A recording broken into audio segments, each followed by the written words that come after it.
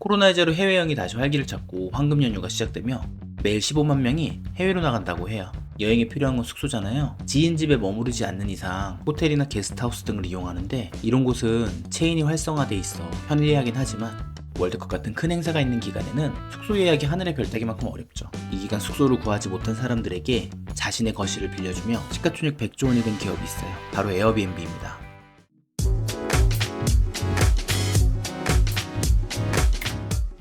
메리어트나 힐튼 등 전 세계의 수천 개 호텔을 가진 기업은 직접 소유한 건물에 숙박을 제공하는데, 에어비앤비는 개인이 소유한 건물에 숙소를 제공하는 새로운 임대 형태를 대중화시켰죠. 사업의 기본은 숙박이지만 공유 경제와 뜻을 함께해요. 에어비앤비는 2008년 두 명의 산업 디자이너 브라이언 체스키와 조 게비아로부터 시작했어요. 샌프란시스코에서 창업 준비를 하며 룸메이트로 생활하던 이 둘은 비싼 월세에 늘 고민을 했고, 한 가지 아이디어를 떠올리죠. 당시 샌프란시스코에서 열릴 예정이었던 미국 산업 디자인 컨퍼런스에 많은 방문자로 호텔 만실이 예상됐고, 예약하지 못한 사람들은 컨퍼런스 참석이 어려웠어요. 그래서 집 거실을 숙소로 빌려주기로 결정을 하죠.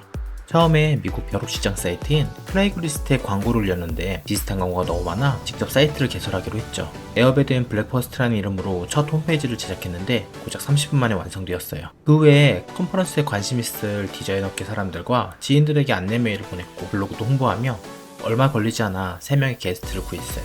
거실에 3개의 에어베드를 설치하고 매일 아침 식사를 제공했는데, 체스키와 게비아는 이 임대 경험을 통해 사업의 가능성을 발견했죠. 이후 시스템과 방향을 고민하던 중 게비아의 옛 룸메이트이자 엔지니어였던 네이선 블레자르치크를 합류시킵니다. 처음엔 룸메이트를 연결시켜주는 사이트를 준비했다가 여행자들에게 빈 공간을 단기로 임대하는 지금과 동일한 사업 모델로 방향을 잡아요.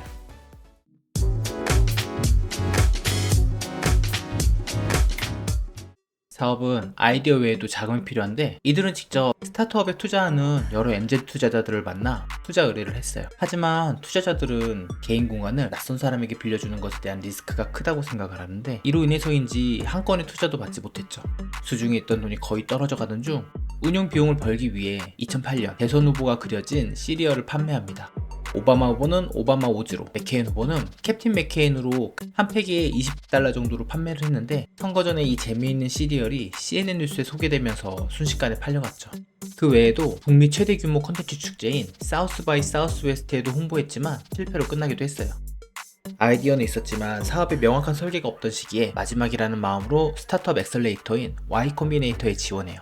스타트업 엑셀레이터는 창업의 아이디어나 아이템만이 존재하는 단계의 신생 스타트업을 발굴해서 업무 공간과 홍보, 마케팅, 전문가 멘토 연결 등 비핵심 업무를 지원하는 역할을 하는 단체인데요. 보통 3, 4개월의 지원 프로그램 후 언론과 투자자들을 상대로 사업 아이디어를 발표하는 데모 대회를 마련해줍니다. 이 자리에서 사업의 방향과 현재까지 성과 등으로 좋은 평가를 받은 기업들은 투자 유치를 받을 수가 있죠. Y 콤비네이터는 미국의 엑셀레이터 중에 엄격하기로 유명한 곳이었는데, 에어비앤비가 이 프로그램에 참여하게 되면서 가능성을 인정받게 된 거예요. Y 콤비네이터의 폴 그램은 처음에 에어비앤비의 사업 모델에는 회의적이었지만 오바마 시리얼 등의 새 창업자의 다양한 열정이 마음에 들었다고 했죠. 폴 그램은 방향성을 찾지 못한 창업자들에게 실제 고객을 만나보길 권했고, 이들은 초창기에 에어비앤비의 호스트가 가장 많았던 뉴욕으로 떠납니다.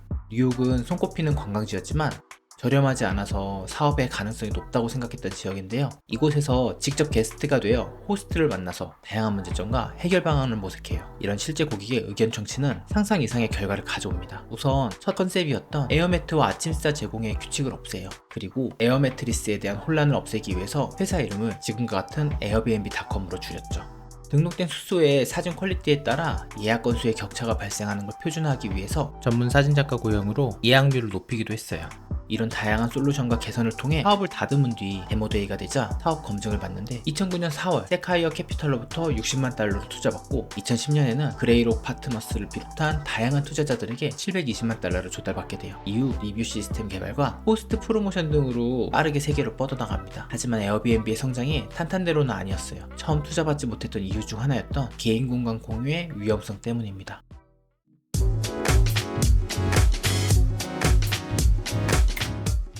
숙소의 종류가 다양해지면서 도심의 일반 가정집 외에도 이색적인 숙소가 많이 생겼는데, 핀란드의 이글루, 앤틱한 분위기의 아일랜드 성, 자연을 피부로 느낄 수 있는 정글 속 숙소 등 종류도 다양해졌죠. 이색 숙소와 럭셔리 숙소가 많아지면서 숙소의 가격은 1박에 수백만 원에 이르며 호텔과 리조트보다 비싸지기도 했어요. 에어비앤비는 개인 프로필 인증을 통해 호스트와 게스트 간의 신뢰를 약속했는데 임대한 숙소에서 마약 파티를 하거나 성폭행, 기물파손, 절도, 그리고 방화 등 지속적으로 사건이 발생했어요. 이런 사건들은 사업 모델이 가진 원초적인 문제점이죠. 최근 중국인 커플이 취소를 안 해줬다는 것에 불만을 품고 물만 120톤을 쓰며 피해를 줬는데 에어비앤비 측에서는 사물 파손이 없기 때문에 보상이 어렵다고 했죠. 세계 189 10만 개 이상 도시에서 숙박이 진행되는데 지역별로 관련된 법과 인허가 등이 천차만별이에요. 한국의 경우에도 초기 에어비앤비는 숙박업 등록을 했더라도 외국인만 고객으로 받을 수 있었죠. 허가되지 않은 곳에서는 처벌을 받게 되는데 조금씩 개선이 되고는 있지만 불법 임대업을 조장한다는 문제점에도 노출되어 있는 게 현실입니다. 이런 문제점들을 해결하기 위해서 호스트를 평가하여 1년간 숙박 10회 중에 평점 4.8점 이상을 받은 우수한 호스트에게 슈퍼호스트 자격을 주고 게스트로 하여금 안전에 대한 인식과 문제점을 해결하기도 해요. 또한 호스트 책임 보험제를 운영하면서 게스트가 숙소에서 머무르는 동안 발생하는 사고 등에 대비하거나 사채 결제 시스템을 철저하게 보완함으로써 결제 사기 등의 문제를 해결하려고 노력하고 있죠. 그럼에도 발생하는 사건 사고는 에어비앤비의 발목이 되기도 합니다. 오늘날 에어비앤비는 실리콘밸리에서 우수한 스타트업 중 하나지만 매 단계마다 난관이었습니다. 하지만 단기적인 빠른 선택보단 오랜 인내와 도전으로 새롭게 가치를 창출하며 지금의 에어비앤비가 되지 않았나 생각해봅니다. 자, 오늘 영상 여기까지고요. 시청해주셔서 감사합니다.